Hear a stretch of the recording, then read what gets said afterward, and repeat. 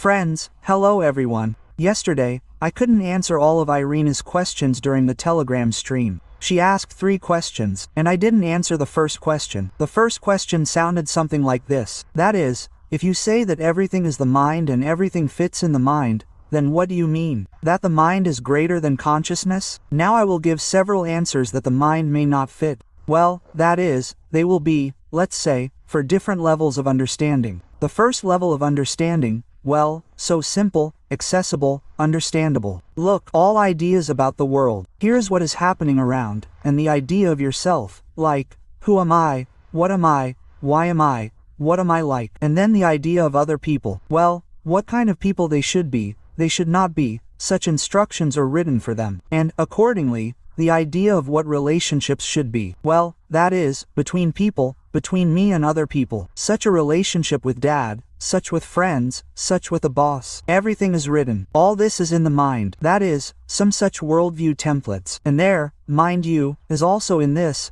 I am mine, mine. That is, yes, it is as if I appropriate this belonging to something around me. And there are also such concepts as we. That is what Irina, unfortunately, did not hear. She thought that it was something secondary. This is exactly about the mind. This is the content of the mind. That is, it is filled and cluttered with these constructions, mental representations. I, we, they, you, we together, facts. Well, that is, all these, let's say, templates, stereotypes. And thus, this is the work of the mind. That is, this content is the content of the mind. This is its work.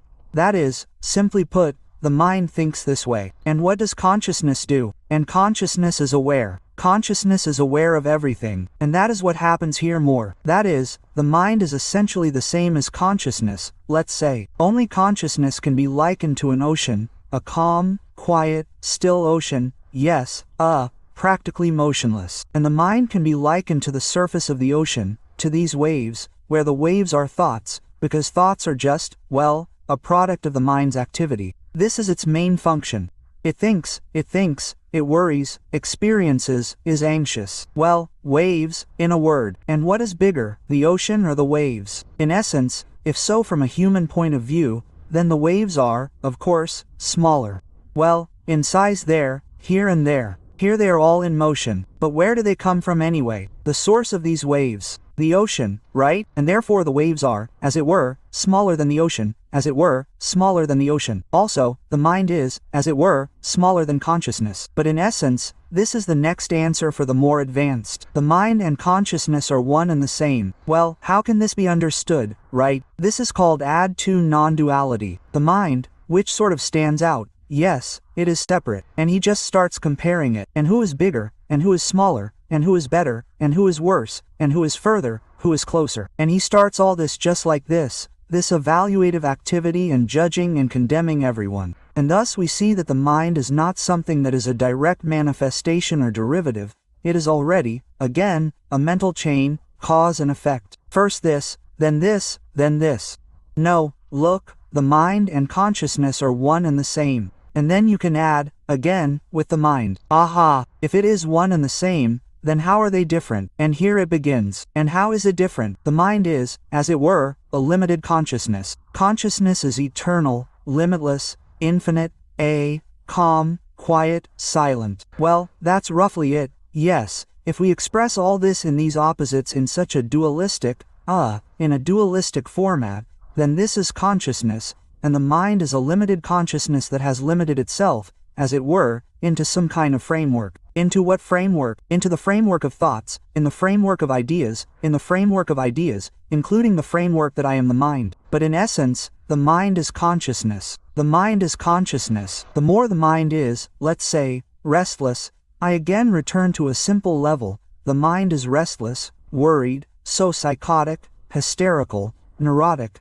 That's how it is, as it were, further from consciousness, from its true nature, but from the fact that it is this mind in consciousness, in the end. And the calmer the mind, well, imagine, it is as if from the surface of the waves, agitated, it is as if descending, yes, this mind, and it goes there into a calm mind, then an even calmer mind. And where the most calm level of the mind is, it dissolves in itself, in consciousness, where this nature is one, where there are no differences, where everything is one and there is no mind, no consciousness, because this is just an even more advanced level of the answer. For those who see, let's say so. These are all words, guys. Both the mind and consciousness are just some constructions that where they really exist. Show me. That is, they are just some kind of written concepts, structures, but in reality they do not exist. And what really exists? What really exists is, well, that is, what is before names, before words, before concepts, before names. Do you understand? Here is one single thing, as it were, and here it is already one and the same. It is already like the opposite when you start to describe it. That is why it is said that this cannot be expressed at all. It cannot be expressed in words, because words, language, they carry this duality, and therefore they will always rely on something.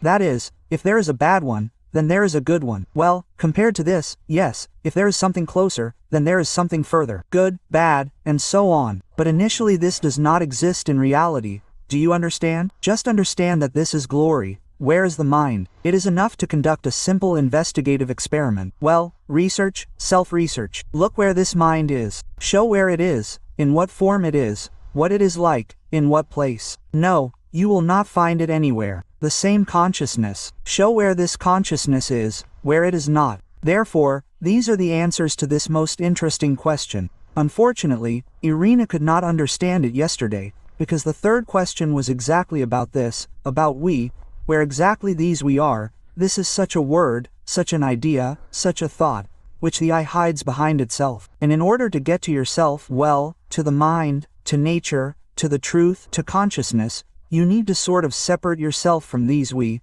because we, they block the road to the I, they make everything so foggy, murky. We are so abstract, so amorphous, and Irina, unfortunately, could not, well, understand where I was getting at. And this was precisely the answer to the first question. That is why, friends, just consider everything that is happening here. It is simply all mind. Why is it all mind? Because, well, it all consists of ideas, of words. This entire culture is all words, phrases, sentences, texts. All this is in texts. All this is in names. That is, we practically do not even see what is in reality. This is what we call a tree. Well, that's all. And it turns out that one word for all types of these objects. Any size, small, large, but again, you see, the description goes to this tree. Also small and large goes. Or I can say this, or I can name the object number 1, object number 2, object number 3. Do you understand? One way or another, well, such a kind of compulsion to somehow explain and somehow name it all, and that's it. Just so that I could at least record this video. But look, I'm going to speak in simple words now. It's all.